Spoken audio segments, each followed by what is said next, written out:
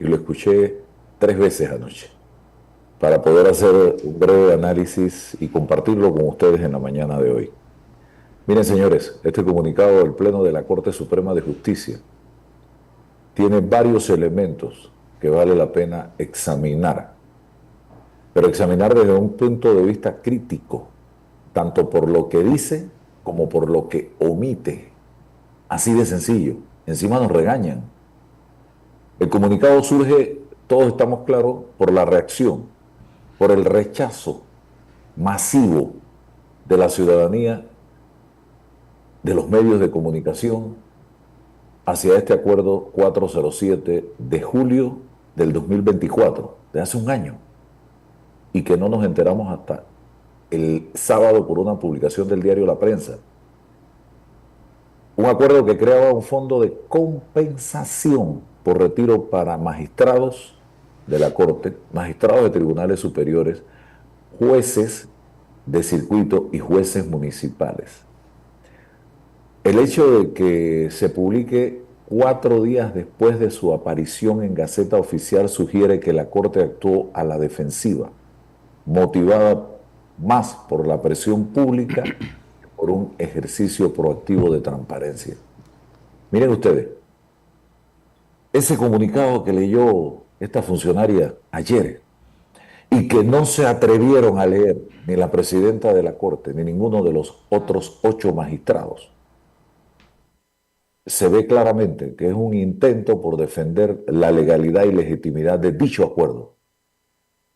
Están tratando de defender el acuerdo. En ningún momento hay una especie de mea culpa, me equivoqué, eh, me disculpan. No, para nada. Primero están negando que exista un régimen especial, recalcando que se rigen por las mismas condiciones de la Caja de Seguro Social. Es cierto. Y es que así tiene que ser, señoras y señores. O es que aquí hay 2, 3 o 5 clases de panameños. O es que aquí el ser juez es más que ser médico, o que ser periodista, o que ser obrero de la construcción.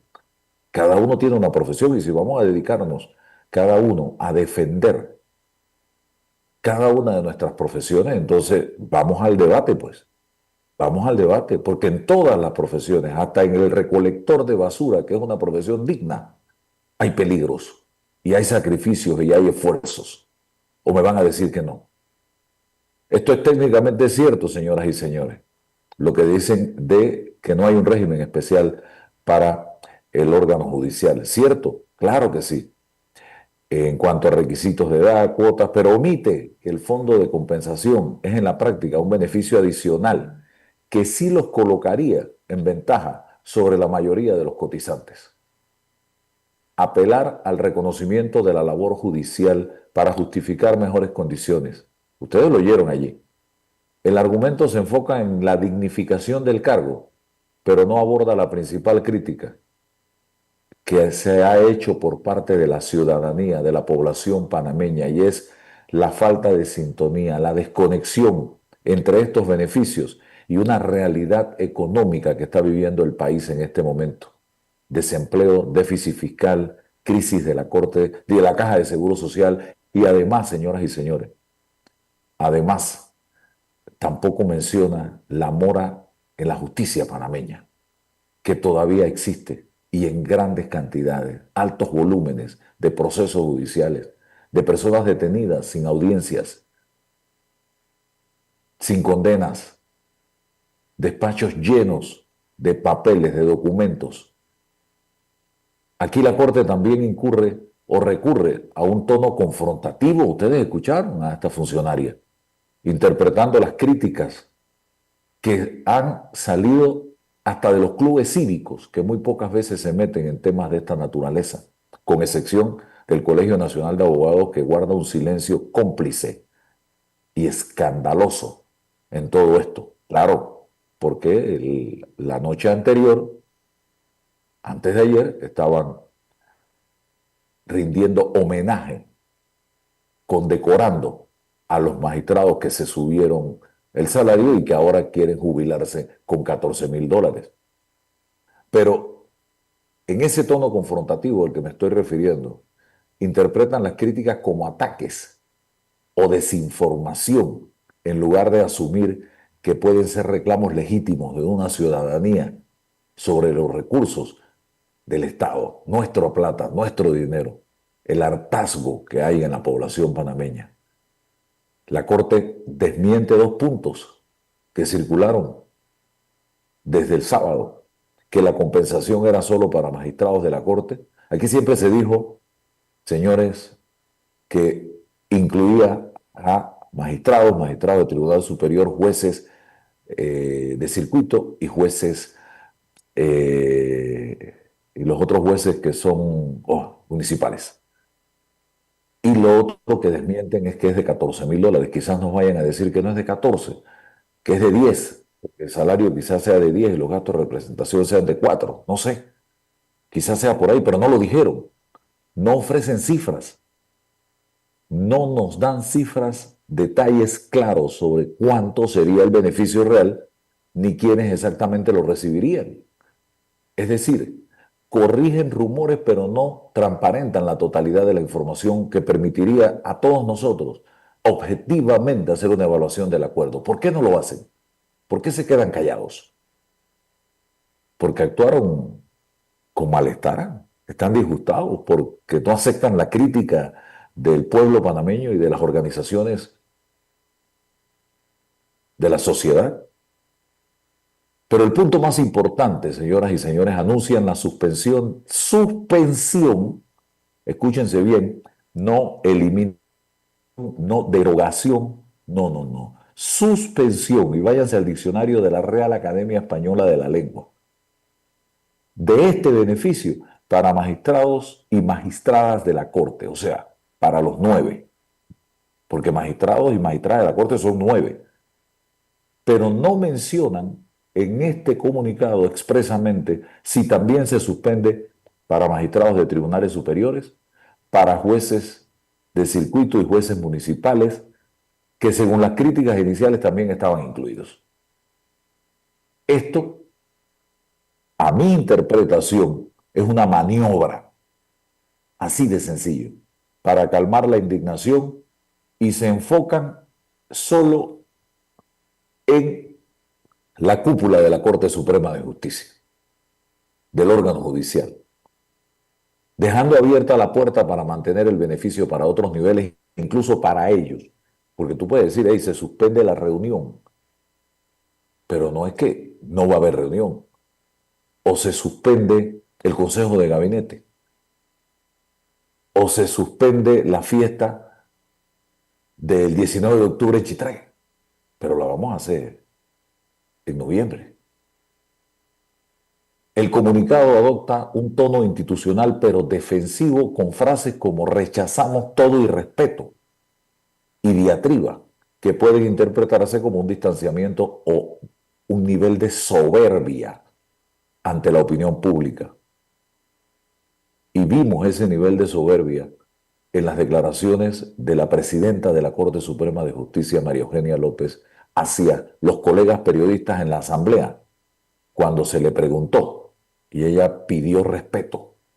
¿De cuándo acá preguntar es un irrespeto, señora presidenta de la Corte?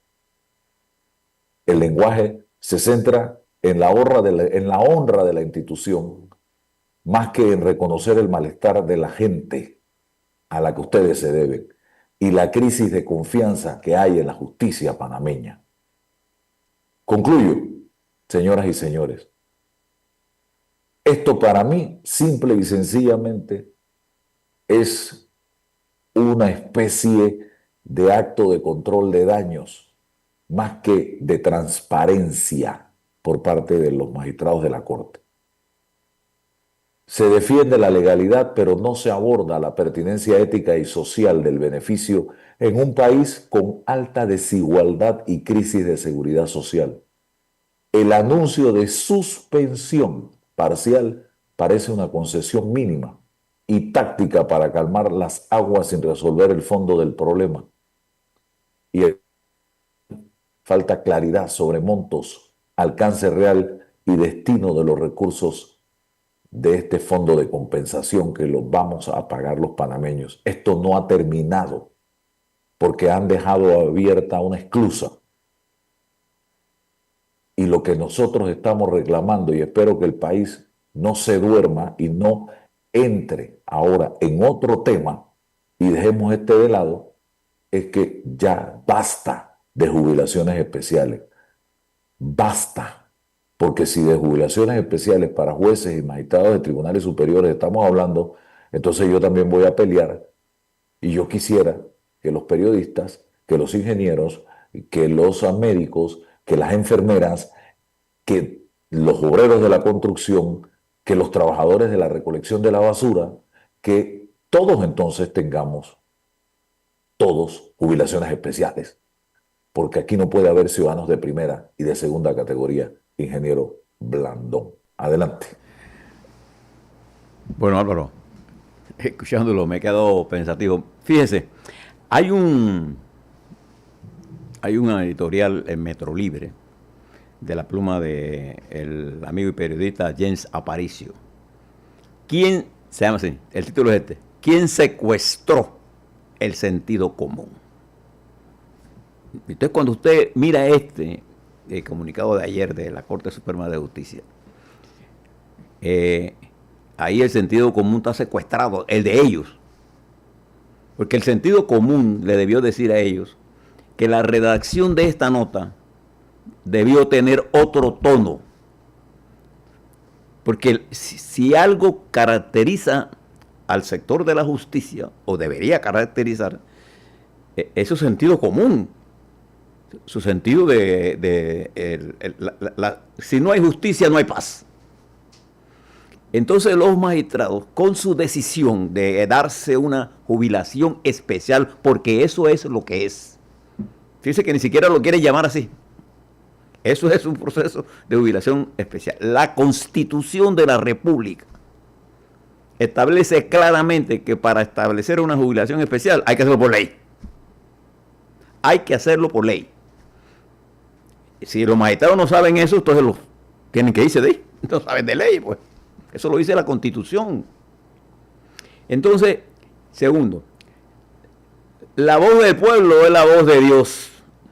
En una democracia, Dios tiene que prestarle atención.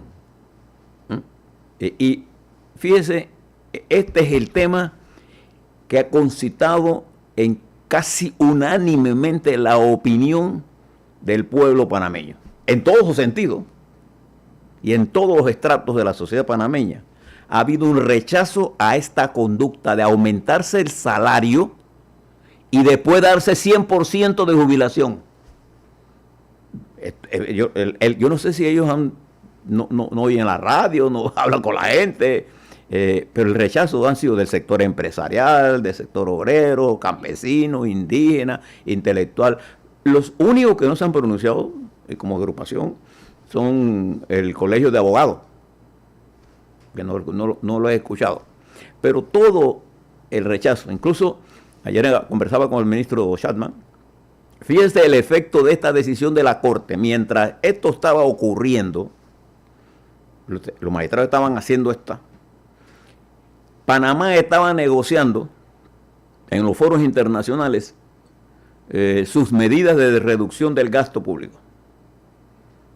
Y salió esta noticia que era exactamente lo contrario de lo que estamos negociando. Exactamente lo contrario. Porque leyes especiales contradice los conceptos establecidos en la ley 462 para efectos de las jubilaciones. Y entonces dice, no, es que esta plata sale de la Corte. No, esto no sale de la Corte no produce ingresos. Esto sale de los ingresos que se generan en la sociedad panameña por lo que pagamos impuestos, por las recaudaciones que hace el gobierno, y de esa plata sale esta jubilación especial. El rechazo ha sido unánime, pero lo que me llama la atención, estimados Radio Escucha, Álvaro y Lisbeth, es la tosudez de la Corte en regañarnos a nosotros, pues, regañar a todo el mundo que habla mal de ellos. Lo que ellos no saben, que una de las grandes preocupaciones del pueblo panameño es la falta de justicia. Es la falta de justicia. ¿Y cuál es la falta de justicia por parte de ellos? Es que hay la cantidad de gente detenida, ¿así? Porque no se han completado los procesos. Hay cantidad de gente perseguida por instrucciones de otra gente. Entonces, a eso se ha prestado la Corte. Vamos a estar claros, yo creo que la Corte debe hacer una lectura correcta de lo que pasó. Políticamente han sido derrotados, pero no lo quieren reconocer y dejan la puerta abierta para hacer lo que les da la gana. Porque la prepotencia se ha apoderado del órgano ejecutivo, perdón, del órgano judicial en la Corte. Porque al tomar ella esas medidas, eso por leyes, ¿no?, va irradiando a otros sectores. Y la práctica era una legislación de jubilaciones especiales, lo que ellos habían aprobado. Pero primero se aumentaron el salario. Dígame usted en Panamá, ¿quién gana $14,000 al mes? Entonces ellos justifican esto en función de dignificar el trabajo de los jueces. Oiga, Álvaro, usted y yo que somos del campo, ¿qué trabajo es más dignificante que el del campesino? El hombre que se levanta de sol a sol, o del ganadero que ahora le han quitado todas estas cuestiones de Nestlé. ¿Por qué la Corte no se preocupa por eso? Entonces ese hombre que se levanta a las 3 de la mañana para ordeñar sus vacas y que se tiene que tomar una tacita de café y después regresar a desayunar lo poco que va a desayunar, pues. ¿Qué trabajo más dignificante que el de los indígenas? ¿O qué trabajo más dignificante que el de los trabajadores de la bananera? ¿O el trabajador de la construcción? ¿O los pescadores que salen en su lanchita al mar? Pero ellos tienen un promedio de salario de $600 al mes. Y la jubilación por estas leyes nuevas la va a poner trabajando 240 meses, cotizando 240, en 30%. Entonces, estos ganando $14,000, $14,000 mensuales, el 100% de la jubilación, para dignificar el trabajo de ellos. Y el de nosotros. No sé si ves la desconexión total entre ellos y nosotros. Entonces uno tiene que darse cuenta ahora que necesitamos un cambio sustancial en el sistema judicial. Necesitamos un cambio sustancial. Esta es la primera derrota de un órgano del Estado. Y quienes redactaron esto se olvidaron que ellos, además de abogados, estudiaron ciencias políticas.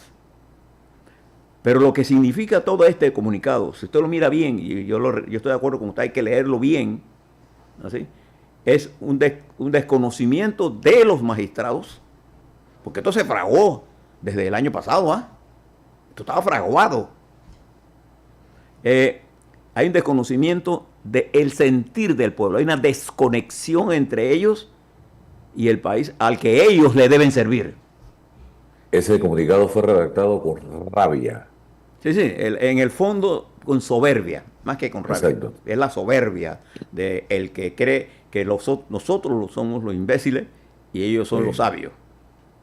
Cuando usted tiene una discrepancia en ley, lea la Constitución, lea la ley y se acabó, ahí está escrito lo que es. Entonces, creo que este comunicado le hace más daño al sistema judicial y a la Corte en particular que bien. La prepotencia que este comunicado da es una expresión del nivel, fíjese la palabra que voy a usar, de ignorancia política que tiene la Corte Suprema de Justicia con respecto al sentir de la comunidad panameña a la que ellos les deben servir. Es que ellos son servidores públicos. Entonces ellos diseñaron un mecanismo. Usted sabe lo que es jubilarse con $14,000. Usted no se ha puesto a pensar ni en los ministros, ni en nada. Son ellos ¿Y cuál es el principal problema del sistema democrático de Panamá? La justicia. Ahora, el salario que reciben en este momento no es lo único que reciben, también hay otros beneficios de los cuales pues ellos también hacen uso durante su gestión. Pero eso en su gestión. Una vez que se han jubilado, eso no forma parte del paquete. El aumento de salario a $14,000 y la jubilación a 14,000 con el 100% es lo continuo. Me parece que desde que se aumentaron a $4,000, eso era un irrespeto a los ingresos panameños. Eso era un problema. Entonces ahora el comunicado lo que hace es exacerbar, llevar al límite la paciencia de la gente. Y ellos han sepultado con esto todo el proceso de ley. Si ellos creen que esto lo van a meter más tarde, más temprano, lo que han propiciado la Corte Suprema de Justicia es abolir las jubilaciones especiales, tanto de ellos como de la policía. Créemelo. Al final del día han puesto la atención de Panamá en el tema de la justicia. Y eso es lo positivo de esto. Pero también rescato, Álvaro, este secuestro del sentido común que señala nuestro amigo Jens Aparicio en su editorial, muy atinado, por cierto, en el día de hoy. Esta pérdida del más común de los sentidos, que es el sentido común. Usted es periodista, usted está por donde usted pase, con quien hable usted, Liz Vega, no hay nadie que haya salido a defender esto. Y creo que el reflejo más claro de la prepotencia enquistada en el más alto tribunal de justicia es este comunicado. Y ellos estudiaron ciencias políticas, su ignorancia de la política es absoluta. Y el nivel de soberbia es tal y de malestar por parte de ellos que ni siquiera se atrevieron a dar la cara ante la población panameña. Escribieron un papel repleto de ese término de soberbia y mandaron a la secretaria general a que lo leyera. Ni siquiera ellos han querido dar la cara para dar una explicación al país. No se atreven. Porque lo que dijo la presidenta de la Corte y no lo cumplió. Que ellos iban a dar una conferencia de prensa. Que iban a dar una conferencia de prensa. Eso fue lo que dijeron ellos. Y la palera que han recibido por parte de la mayoría o la totalidad de los panameños ha sido tal que no se han atrevido a dar la cara. Y fíjese, esta conducta, digamos, este enanismo político e intelectual de entender el estado de ánimo de las masas es más grave, bueno, si vemos la situación nacional e internacional. Le voy a dar dos ejemplos nada más para que usted mire en qué marco se está haciendo. Ayer se publicó un comunicado conjunto de el secretario de Estado de los Estados Unidos, señor Rubio, el secretario de Estado del Transporte, el señor Sean Duffy, y el secretario de la Marítima, Chris Wright, en la que se oponen al acuerdo que en octubre se debería firmar el IMO, el International Maritime Organization, en donde el lenguaje de esto, particularmente en el párrafo último, dice que los Estados Unidos van a oponerse a esto en contra de la emisión de gases invernaderos en la Marina norteamericana. Fíjese esto. Y el otro elemento importante, que ahora más tarde, si me lo permite, le hablaré sobre esto. Los discursos del presidente en el día de ayer frente a las Naciones Unidas, particularmente en el Consejo de Seguridad, con respecto a la posición de Panamá, ¿no? ¿Sí? Atrapado en esta guerra de los Estados Unidos y China. Entonces, ignorando todas esas cosas, sacan este comunicado que hiere la sensibilidad de los panameños en general. pero además le hace daño al gobierno de la República de Panamá, que estamos enfrentados como país a una lucha en la que está en juego todo. Ellos, ignorando estas realidades, nos vienen a regañar. Tengo casualmente al licenciado Rodrigo Noriega, él es abogado y también columnista del diario La Prensa. ¿Escuchó usted el comunicado, don Rodrigo, el tono del comunicado, el contexto, el fondo, la forma?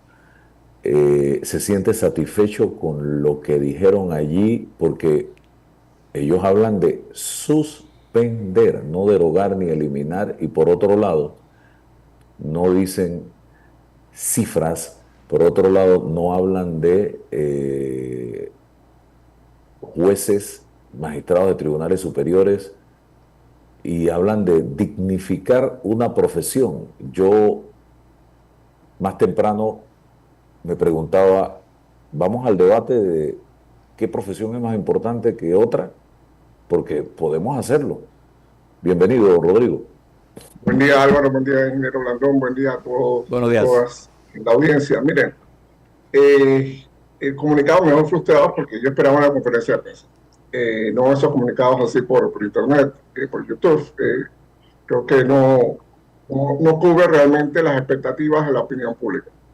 Aquí vemos un proceso muy sencillo. Ellos metieron 2 goles el año pasado. El 1 de febrero del 2024, ellos, con el fallo aquel, que dicen que es inconstitucional que a todos los servidores públicos se les pusiera un tope al 13º mes, ellos aumentan su 13º mes también. Ok, bien. Y segundo, con el presupuesto de este año, presupuesto que fue aprobado el 14 de noviembre del año pasado, se subieron el salario a $14,000. Se lo subieron en 40%, Álvaro. Yo no conozco, y el ingeniero Blandón, que es un hombre que conoce muchas empresas, yo no conozco ninguna empresa, ninguna organización que dé aumentos del 40%.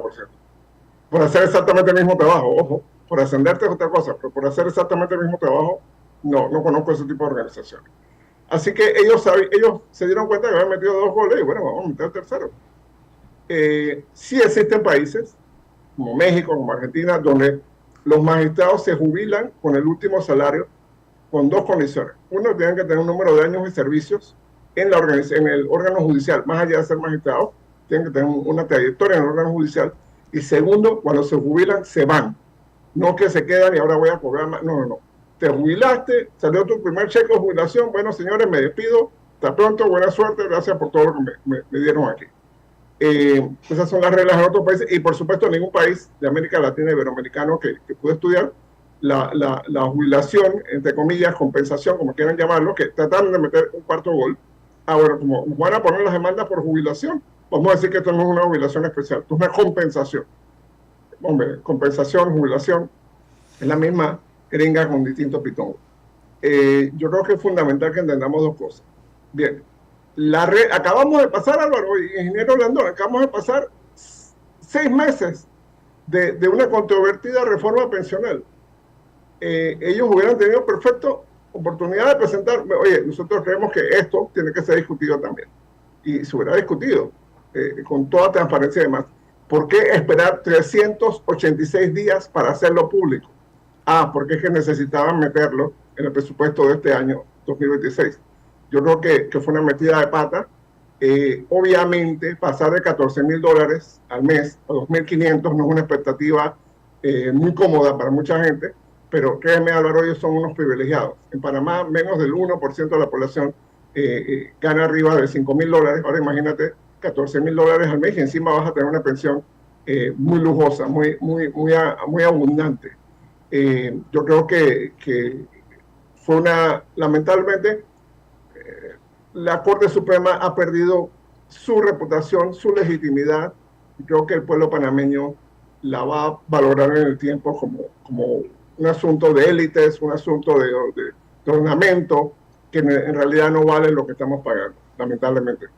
No, ni siquiera cumplieron con lo que dijo la propia presidenta. Vamos a hacer una conferencia de prensa donde se le van a dar todas las explicaciones señor periodista, respete. Eso fue lo que le dijo al periodista Luis Sí, correcto, Jiménez. correcto. Y no hubo tal conferencia de prensa, No ni la siquiera hubo, no la hubo. enfrentaron. Hombre, ¿por qué ser honesto? ¿De dónde sacaron los números? ¿Por qué la cifra? Encima, Álvaro, mira, se trataron de comparar con las jubilaciones de la fuerza pública, las jubilaciones que tiene la policía, el Senan, el SPI, el Senafran. Álvaro, ahí hay un principio de equidad en estas jubilaciones, que es muy sencillo. Todo el mundo se jubila con el 100% del salario, seas comisionado o seas agente raso, te jubilas con el 100% del salario.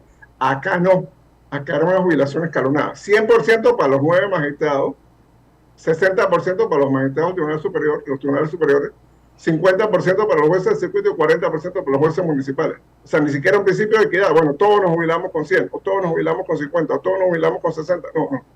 Entonces, hasta en eso, Álvaro, hasta en eso desconocieron la equidad básica. Se crearon un privilegio exorbitante y obviamente la reacción que ha tenido la sociedad civil y los gremios empresariales y el propio gobierno. Han salido 2 ministros de Estado y seguramente mañana en la conferencia de prensa semanal del presidente le van a preguntar sobre ese tema y vamos a tener otra reacción.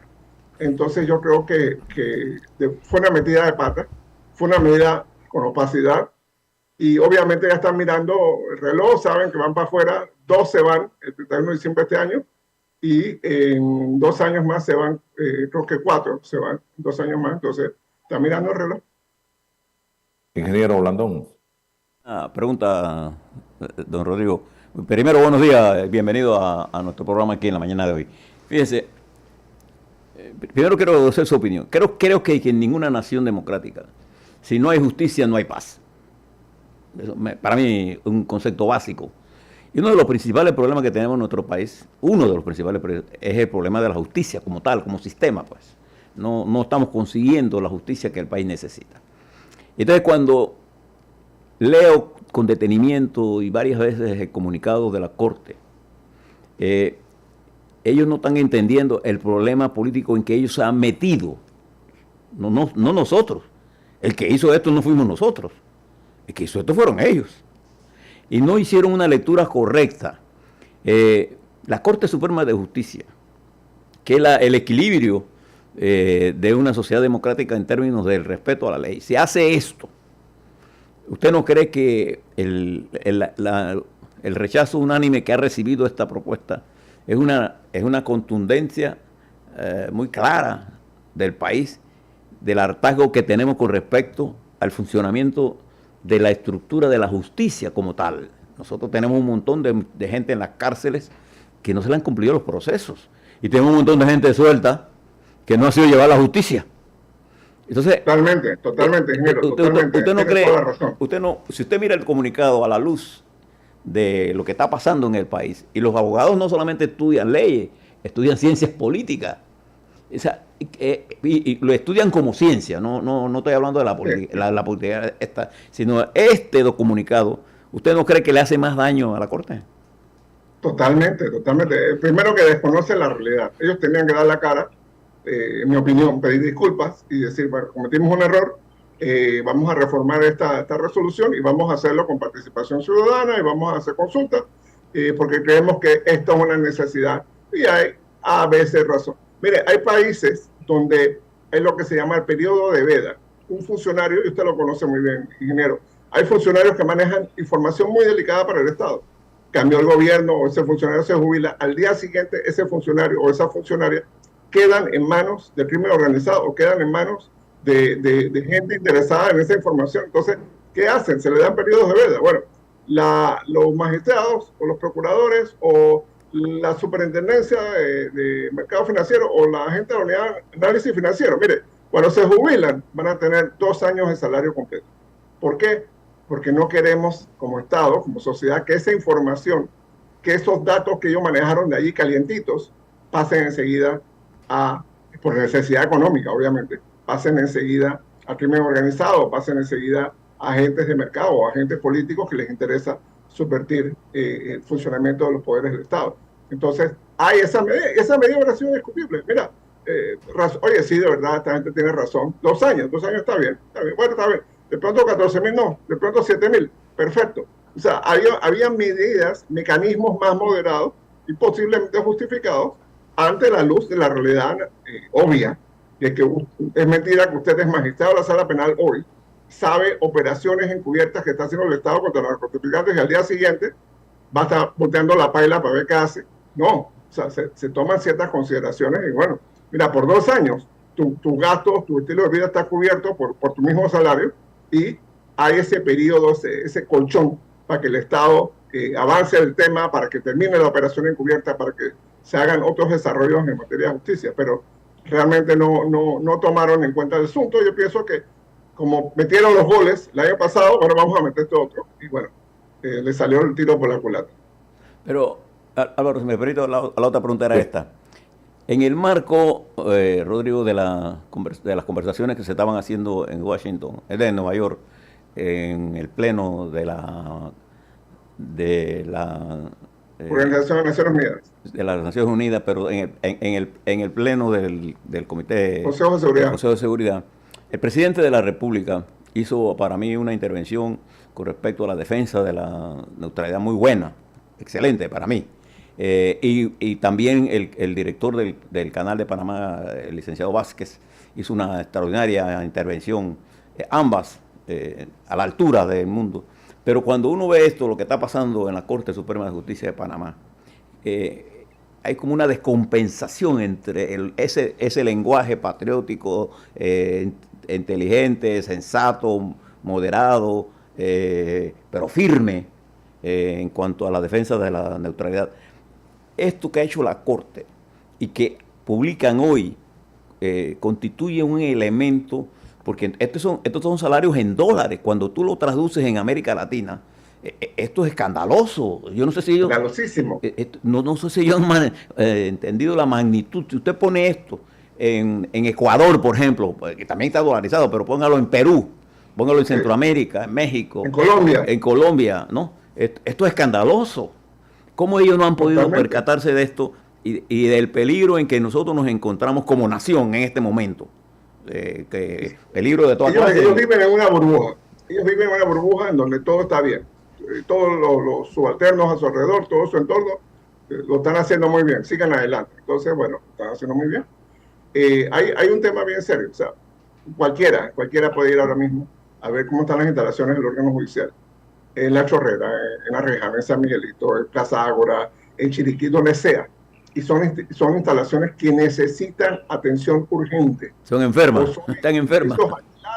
O son edificios propios que están enfermos, que tienen problemas de aire acondicionado, problemas de basura, problemas de seguridad, problemas de todo tipo de problemas. Eso debió ser una prioridad. 1. 2. Hay jueces de este país, jueces municipales y jueces de circuito que están trabajando en situaciones precarias. Yo conozco jueces, por ejemplo, en la provincia de Colón, que tienen que juzgar pandilleros. Cuando ese juez termina ese juicio, tiene que irse a una parada de bus a tomar un bus común y corriente como el resto de la población. Entonces no hay medidas de seguridad mínimas para personas que están enfrentando, oye, por favor, están enfrentando pandilleros, están enfrentando carteles de la droga, y esa persona tiene que irse a tomar un bus. Oye, medidas en sentido común, vamos a tener un busito del órgano judicial blindado con ciertas medidas que va a llevar personal de un lado a otro. O sea, cosas elementales que han sido pasadas por alto.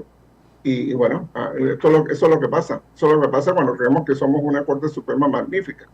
Y bueno, metieron la pata horriblemente. Van a ser recordados, lamentablemente, a pesar de que han tenido fallos importantes y decisiones importantes, van a ser recordados más por esto que por los fallos y las decisiones que tomaron con anterioridad. Habla usted de blindado, pero aquí el tema de carro blindado se habló fue para precisamente la presidenta de la Corte Suprema de Justicia y que fue, creo que frenado por el Contralor Anel Flores. Pero aquí nos queda todavía la interrogante, ¿qué va a pasar, don Rodrigo Noriega? Porque aquí no se está derogando nada. Aquí esto es una especie de tratar de tapar una crisis, bajarle la temperatura, pero yo internamente tengo mis sospechas de que ellos van a insistir en esto. Claro, por eso hay que pasar una ley en la Asamblea, Álvaro. Hay que pasar una ley en la Asamblea que regule esto, ya sea que lo prohíba totalmente o que establezca algún tipo de mecanismo. Porque sí hay, ya te digo, en América Latina incluso existe el mecanismo ese de veda, que por 1 o 2 años le mantiene un salario, le mantiene ciertas prerrogativas funcionales, pero ojo, te vas a jubilar y te vas, no que te jubilas y te quedas, te estás cobrando doble remuneración, eso también tiene que regular. En Panamá, por un fallo de ellos mismos, de la Corte, pero no de esta Corte, sino de la Corte anterior, una persona que va a jubilarse no tiene que renunciar al servicio público. Pero ya estas altas jubilaciones, yo creo que sí puede haber una expectativa de que te vamos a pagar esto, entonces tú vas a seguir aquí. No, tiene que haber espacio. Hay mucho talento joven en el órgano judicial que, créeme, está en las esquinas, está vegetando, esperando que se abran posiciones para poder avanzar. Sí, y estamos hablando de 14, pero no estamos incluyendo allí los 2.500 que deben estar ganando como jubilados. Entonces estamos hablando de 16.500. No, serían 2.500 más 11.500.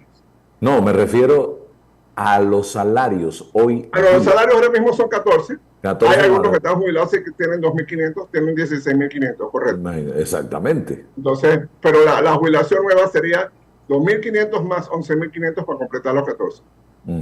Y ellos trataron de aclarar anoche, sin aclarar, que no era 14, que eso era un rumor. Pero ¿dónde está la cifra? ¿Dónde están los números? Claro, es que al final del día no va a ser 14 a la hora porque el Seguro Social, de todas las jubilaciones te hacen descuento. El Seguro Social te descuenta, obviamente, de las pensiones, te descuenta también un fondo para salud y hay otros descuentos que se le aplican. O sea, que no son 14, son 13.500, son 12.800. El tema no es la cantidad siquiera, el tema es el privilegio que en un momento en que el país tiene una crisis económica como la tenemos, este es un privilegio típicamente de los reyes franceses, de las cortes europeas. Si lo demás está pasando hambre, no hay pan, bueno, que coman pastel y yo me voy a subir el salario. O sea, no, por favor. O sea, entonces, alguien calculó ayer en la radio, escuché, me pareció impresionante. Un jubilado en Panamá vive por lo menos 25 años después de haberse jubilado. Estamos hablando 25 años por $168,000 por año. Imagínate, estamos hablando de casi $4 millones. Oiga. Nadie tiene una jubilación así. No, nadie. Evidentemente que nadie. Y me gustaría, antes de terminar, su valoración sobre las investigaciones que está desarrollando por el tema de la descentralización paralela el Ministerio Público en este momento. Ayer conocimos que se entregó el representante de Pacora, un representante que tiene años, periodo tras periodo, Hugo Enríquez. Hugo Víctor, sí, correcto. Por caso de transporte también. Exacto. Mira, Álvaro, hay varios temas que tenemos que poner en la mesa. Primero, el tema judicial. La descentralización paralela y la descentralización formal, ojo, fueron procesos sumamente escandalosos.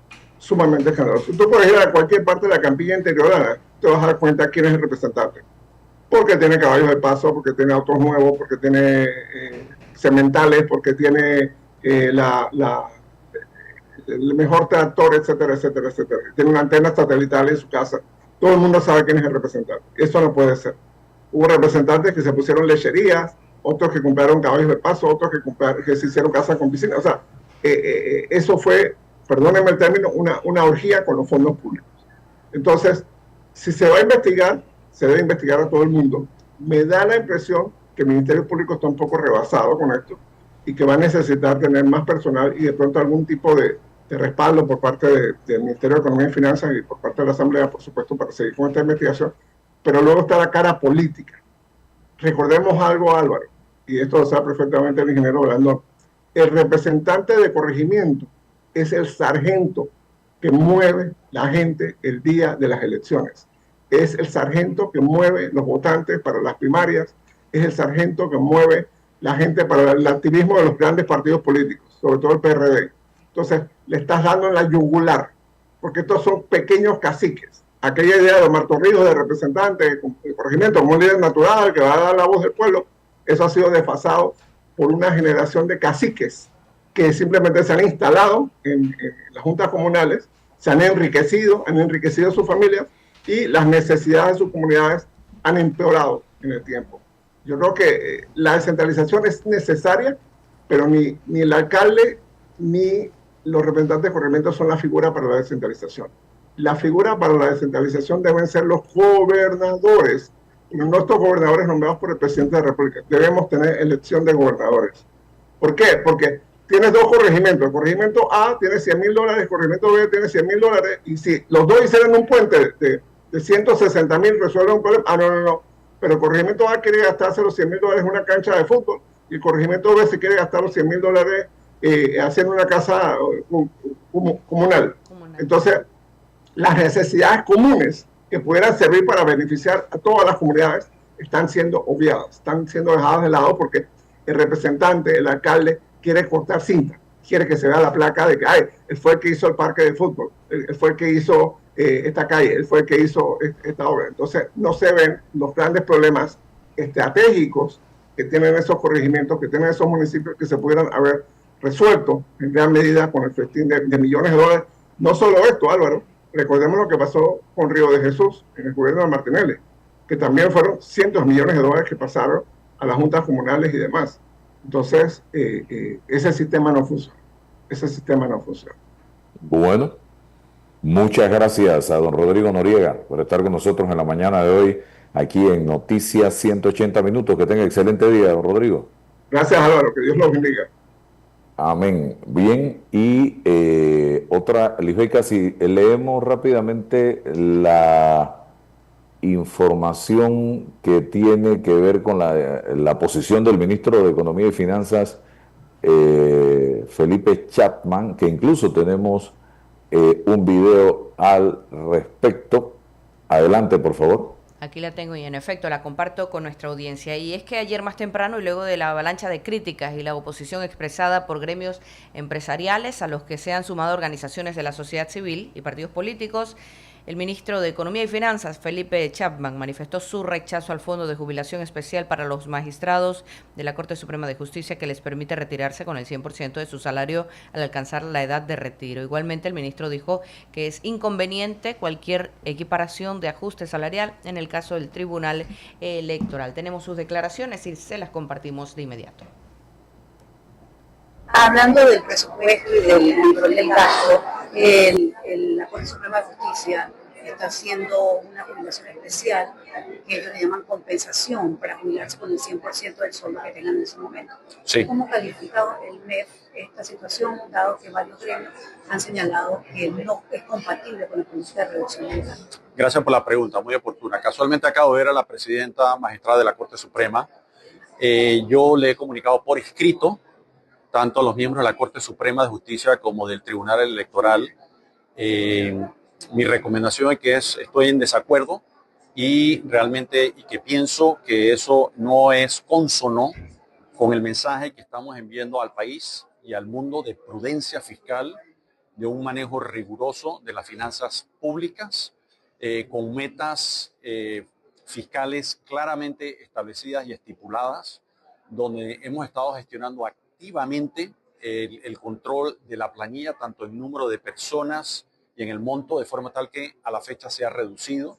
Y le envié un mensaje, por supuesto, muy respetuoso, pidiéndole a ambas entidades que reconsideren ambas acciones, la del aumento de salarios como las jubilaciones especiales, que eso sería consono entonces con el mensaje. Por dar otro ejemplo, el viernes pasado estuve todo el día dedicado a reuniones con calificadoras de riesgo y analistas, previo al anuncio del aumento de las jubilaciones.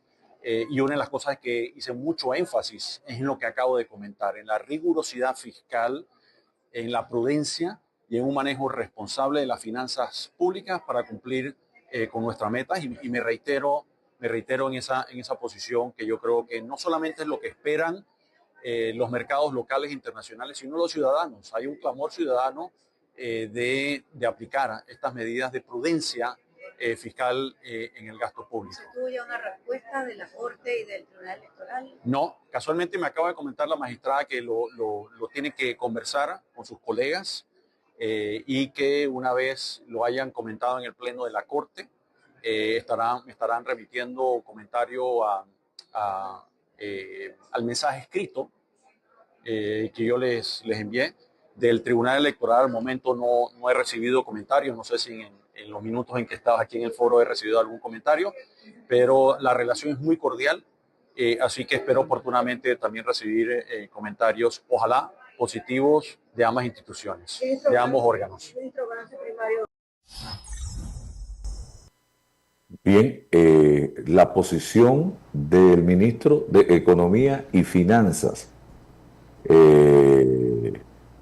Felipe Chapman, en torno a este tema. También habló ayer el ministro Juan Carlos Brillac de la Presidencia. O sea, aquí estamos frente a una situación en la que todos los panameños han expresado su punto de vista. Aquí estamos frente a una situación en la que ni siquiera los magistrados han salido a defenderla, sino que sacaron ese comunicado, pero también estamos frente a una posición en la que el Colegio Nacional de Abogados, que yo no sé si llamarlo ya Colegio Nacional o Club de Abogados, porque ha quedado reducido a un grupito de abogados, cuando el colegio, yo recuerdo los tiempos de esa organización,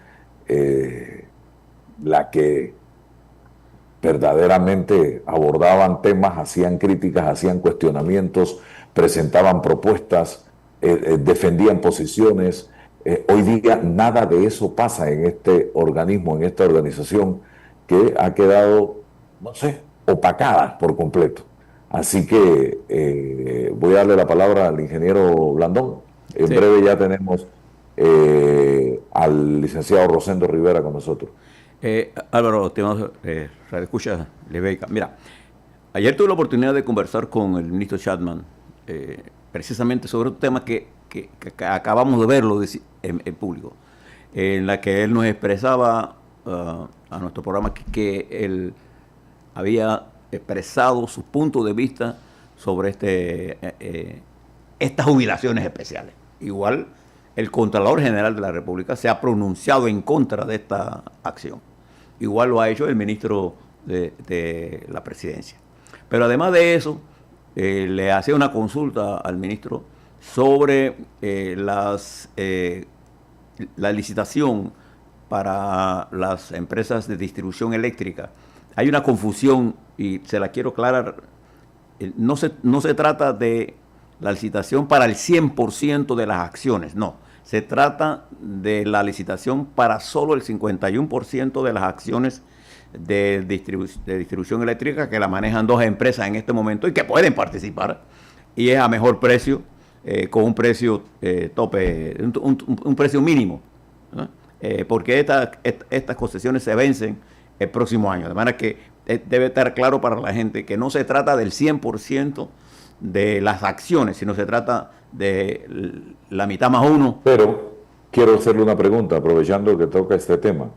Vi o leí que se está planteando también dentro de la asesoría que está contratando la SED, la posibilidad de vender las acciones que tiene el Estado. No, ¿eso es cierto? No. En la asesoría lo que se va a colocar en el mercado son el valor de las acciones privadas.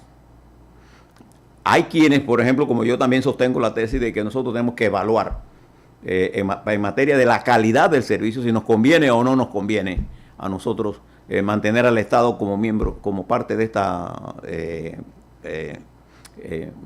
estructura corporativa, o lo hacemos privado. Pero esto no es lo que está en licitación. Lo que va a licitación es el 51% de las acciones de las que están en manos de las empresas privadas que nos prestan el servicio en el día de hoy. Y el otro punto importante es que si usted mira todo esto en este momento, desde el punto de vista de las finanzas públicas, Álvaro, nosotros tenemos que entender que debemos ser serios, muy serios, en materia de contención de gastos y en materia de generación de nuevos ingresos.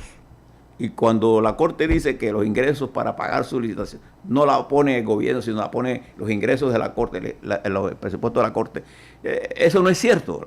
El presupuesto de la Corte sale de los ingresos del gobierno.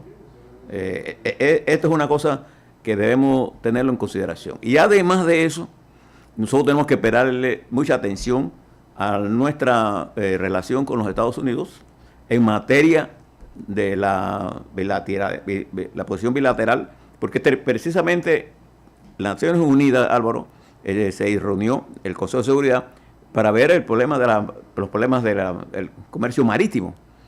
Y este comunicado conjunto que sale en el día de ayer, firmado por el secretario de Energía, el secretario de Transporte de los Estados Unidos y el secretario de Relaciones Exteriores de los Estados Unidos, en contra de una resolución de la IMO, que es la International Maritime Organization. Esto es una cosa importante que hay que prestarle atención, porque estamos en medio de una complejidad que tenemos que saber manejar y tenemos que saber entender. Bien, esto en cuanto a este tema, que es muy interesante, por cierto, y que había salido en los últimos días en publicaciones en los medios de comunicación social, señoras y señores. También quería plantearles como otra información, y sí me gustaría, voy a tratar de ver si el licenciado Elvis Polo, que me mandó ayer también esto, nos ayuda a entender este decreto del Ministerio de Salud, cuyo objetivo es establecer un procedimiento para la verificación de la autenticidad de los certificados médicos de incapacidad. La norma fue publicada en Gaceta Oficial el lunes y el decreto lleva la firma del presidente Mulino y el ministro de Salud, Fernando Boy. Busca regular y garantizar la validez de los certificados de incapacidad médica, combatiendo las irregularidades y fraudes. Autoridades competentes. La Autoridad Regional de Salud es la encargada de la verificación de la autenticidad de los certificados médicos de incapacidad. El Consejo Técnico de Salud también desempeña un papel fundamental al recibir denuncias y emitir recomendaciones en casos de infracciones. Procedimientos de verificación. La verificación de la autenticidad se realiza a solicitud de la Dirección Nacional de Auditoría de Salud, el Ministerio Público, el juez o el magistrado del órgano judicial. El procedimiento incluye la presentación de la documentación del paciente y el certificado de incapacidad. Infracciones y sanciones se tipifican como infracciones o faltas administrativas. La expedición de un certificado sin que corresponda a la realidad del paciente, el cobro por un certificado falso o la expedición de un certificado sin el diagnóstico. Este decreto entra en vigencia a partir de los 60 días después de su promulgación. Hay cosas aquí que no entiendo. Nosotros que tenemos negocios, empresas, muchas veces tenemos dudas sobre las incapacidades que nos presentan algunos colaboradores, no todos. Y siempre nos hemos preguntado, ¿qué hacemos? ¿A quién recurrimos para que nos expliquen o nos digan si realmente hay un expediente, hay un diagnóstico de la persona que acudió a la atención de salud y recibió esa incapacidad? Porque yo sé, y muchos panameños saben perfectamente, que hay clínicas pequeñas, consultorios privados, en los barrios, en las comunidades, que venden certificados de incapacidad. Es un negocio. En 5 o 10 dólares. Yo sé, porque lo vi y me tocó hacer un reportaje al respecto, frente a la Policlínica Remón, que es la que está en la calle, ¿cómo que es la calle esa? Calle 17, allá por la central. Uh-huh. Habían personas que vendían chucherías afuera y enfrente, y tú llegabas y decías, oye, necesito un certificado médico. Y esa persona dejaba el puesto en manos de otro, subía y bajaba con el certificado, con tus datos. Entonces, esto no puede ser. Uno tiene que tener la posibilidad de confirmar si ese certificado médico que te presenta un colaborador en una empresa por 2 o 3 días es cierto o no. Entonces, yo no sé qué piensa usted al respecto, ingeniero Blandón. Sí, yo creo que en materia de salud nosotros tenemos que tener regulaciones muy claras y tenemos que tener asegurada la salud. Y en el caso de estos certificados de salud, tenemos que tener claro también la salud de la empresa. Porque si yo estoy presentándole a la empresa un certificado falso, estoy creando una situación incorrecta y estoy generando un vacío o un costo adicional a la empresa para que se desarrolle, sobre todo la pequeña y mediana empresa, que es la que más sufre este tipo de acciones. Pero también quisiera decirte que hoy 13 de agosto, entran en vigencia las nuevas disposiciones en un decreto sobre el vapeo. Y el vapeo se ha convertido en el tabaco, el humo, el tabaco calentado, vamos a ver eso así, que es tan peligroso como el tabaco el otro. Entra en esta nueva vigencia y esto genera una ofensiva de la industria tabacalera contra funcionarios que se encargan de mantener la exitosa política antitabaco de Panamá. Si usted pone en contraste las políticas públicas tienen que ser dirigidas precisamente a proteger la salud de la gente. En este caso de los niños, el vapeo y con los colores que están utilizando, la industria lo ha querido utilizar para enganchar en la nicotina, que es sin duda alguna un producto que crea hábitos, ¿no sé?, a los jóvenes. Y en los Estados Unidos toda la mayoría de las publicidad que se ha puesto y se ha llevado a la corte, la industria ha tenido que sacarlo y llegar a acuerdos por fuera con los fiscales para no ser condenados. Aquí en Panamá hay una ofensiva de la industria tabacalera y sus asociados, entre comillas, con respecto a esto. Panamá tiene una de las campañas antitabaco más exitosas. Nada más quería señalar esto porque también las políticas de salud, Álvaro, tienen que ser claras, como está en este decreto definido, que entra en vigencia en el día de hoy, y en el caso de los permisos de salud también debe estar definida tanto para el obrero como para el empresario. Definitivamente, porque yo no sé dónde recurrir en el caso de tener algún tipo de sospecha por un certificado de incapacidad. Acá me dice una persona, sí lo puedes investigar enviando una nota solicitando la información a la dirección médica. Me tocó hacerlo una vez y pude corroborar que era de una libreta robada. Imagínese usted, a mí me pasó con un colaborador hace algunos años atrás que llegó con un certificado de incapacidad y mi esposa, que tiene un sexto sentido,